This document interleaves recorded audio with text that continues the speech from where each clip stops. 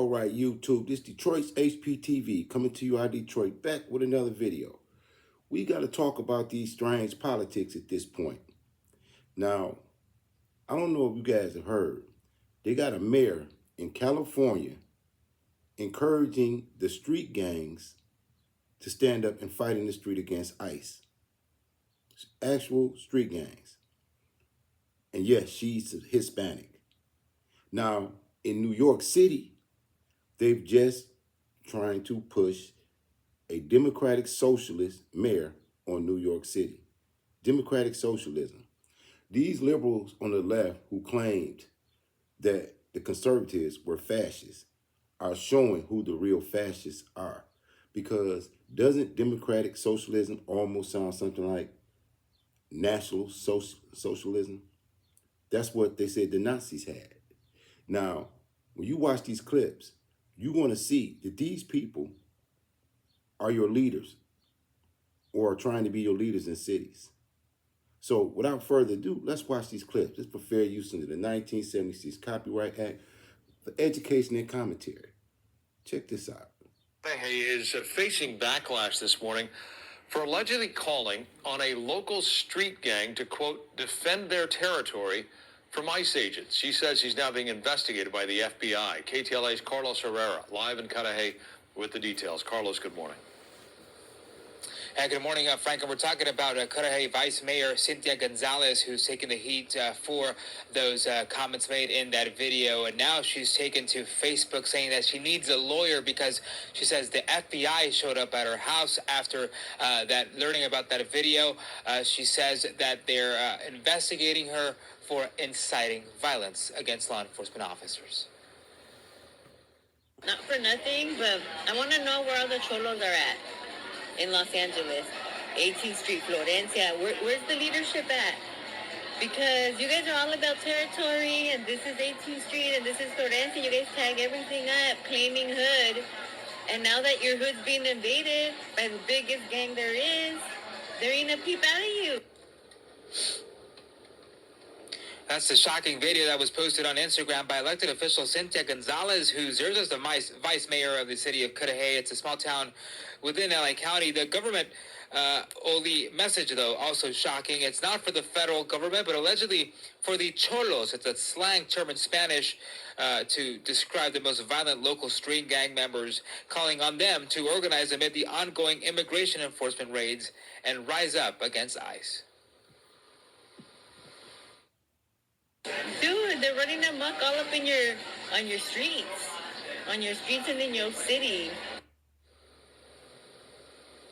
The video was posted sometime last week and has now been taken down, but not before it was captured and reposted by the Department of Homeland Security. The city of Cudahy says they're aware of the video, but add that her comments are her personal views and don't reflect the views of the city. In a post to X, DHS officials called the comments despicable, writing, quote, "This kind of garbage has led to a more than 500% increase in assaults against our ICE law enforcement officers. Secretary Noem has been clear. If you assault a federal officer, you will be prosecuted to the fullest extent of the law." KTLA's legal analyst Allison Treasel says, since the First Amendment does not protect speech that incites immediate violence or lawlessness, this could be seen as a federal offense. It appears that she is actually calling on known gang members, including the 18th Street gang, to get involved and interfere with ICE. If convicted, she is looking at actually spending up to 10 years in prison. We reached out to Gonzalez via email, in person, over the phone. We have not heard back from her. Last month, UCLA hired her to be its new director of the Principal Leadership Institute, according to her campaign page. She's also currently running for the LA College Board 2026. Now, this morning, her constituents, Frank and Jessica, we heard from them this morning. They say they're concerned about her comments. More from them coming up in the next hour. In the meantime, the FBI telling us that they cannot confirm that they're investigating Cynthia Gonzalez, but they do condemn all the violence against law enforcement. We'll send it back to you.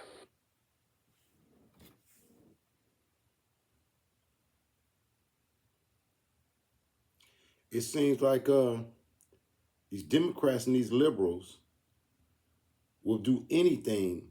You don't need a second job To undermine. You just need to learn how to talk to AI. The Trump to the people administration over 40 who don't know how to use it. We are back with and their policies on immigration, illegal immigration. Now, why would this lady call on street gangs to stand up to ICE, the federal government? These liberals should have never been allowed to have as much power as they do. And then most of their power comes through celebrities, actors, and comedians in Hollywood who are backing them. But this next story, how could a liberal city like New York actually think that democratic socialism is what's best for New York City, what's best for the people in New York City? These Democrats are undermining the American people. Check this one out. A Fox News alert. Socialist Zohran Mamdani declaring victory as the new Democrat nominee for New York City mayor after former New York Governor Andrew Cuomo concedes. Tonight was Assemblyman Mamdani's night, and he put together a great campaign, and he touched young people and inspired them. I called him, I congratulated him, I applaud him sincerely for his effort. In his speech to supporters, Mamdani laying out his vision for the city. We have won because New Yorkers have stood up for a city they can afford. A city where they can do more than just struggle. And it's where the mayor will use their power to reject Donald Trump's fascism, to stop mass ICE agents from deporting our neighbors, and to govern our city as a model for the Democratic Party. The primary now heads to a ranked choice count beginning next Tuesday after no Democrat got the majority of the vote. Carly. All right, Todd, thank you so much. Let's bring in New York City business owner Richie Romero to react to this. What was your initial reaction when you heard about this victory? Honestly, I didn't sleep because I had to talk a lot of people off ledges last night that were calling me nonstop, moving out of New York, et cetera. Really? What were they saying to you? They're in fear of, what's going to happen with the economy and everything. I look at it, we got to see what's going on with the general election, but it really comes down to it is we need a mayor that's going to reinvigorate the economy and have common sense, and he just doesn't have common sense policies. So you don't see Mamdani as a pro-business candidate, and you're not the only one. Take a look at this Free Press headline. It says business leaders say they'll flee New York City if Mamdani wins. Bill Ackman says it only takes a handful of successful people to leave to decimate the city's tax base. And this is an ex-post from Florida Governor Ron DeSantis, who said, just when you thought Palm Beach real estate couldn't go any higher. That's his reaction to Mamdani being up in the polls before he won, which he did. And this is because Mamdani right now plans to raise the corporate tax rate from 7% to 11.5%. How does that sound to you? It's awful. What do you think is going to happen? Everyone could easily relocate now. People aren't in offices. We need to do a marketing campaign in general in New York just to get the skyscrapers filled with office businesses in here. So who's going to pay for all these things he wants to do with all these freebies? Yeah, well, I love the businesses that you run in New York City. You have a bakery that I used to go to all the time, and it shut down. Is that because it is so difficult to run a business in New York City? It is, and that's one thing that he keeps bringing up, that, we could have these dollar stores and do all these things. You can't. It's simple economics of supply and demand. You can't pay $30 minimum wage and then want to do dollar pizzas and have business run. If you in 1 hour you have to sell 30 slices of pizza, you're not paying for it. And it's just simple economics. So I see your I Love New York t-shirt. You clearly love New York in this city. What would you like to see take place? Listen, I have a very simple thing to how to make New York work. It's the biggest problem is he won mainly through TikTok, and you got to realize most people responsibility makes you mature, not age. And he's letting people just they want the freebies instead of really wanting to be a mayor should be like an expediter of dreams and break through it. And we have to break all this red tape that's in New York. Even all the different things from DOH, people waiting for Con Ed, from DOB and everything. they're all on different tech platforms that don't even talk to each other. And the biggest thing that we need is, and that's why I'm wearing the I Love New York, is we need a real marketing campaign for New York. We need trade shows in Javits Center. You got to realize, like, even the international pizza conventions in Vegas, we did a restaurant convention. They had it in Javits. It was only 2,500, 3,000 people, 50,000 in Chicago. We need that. We need businesses in the trade and all the skyscrapers.